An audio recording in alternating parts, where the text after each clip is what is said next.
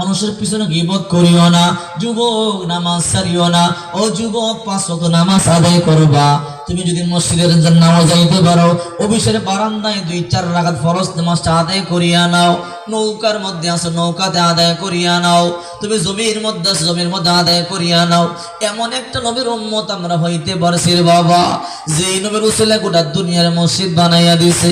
অন্যান্য নবীদের জন্য নামাজের আলাদা জায়গা ছিল, নির্ধারিত জায়গা ছিল, আর আমাদের নবীর উসিলায় আল্লাহ গোটা দুনিয়া যেখানে পবিত্র জায়গা ওটাকে মসজিদ বানাইয়া দিছে। আল্লাহু আকবার বলেন।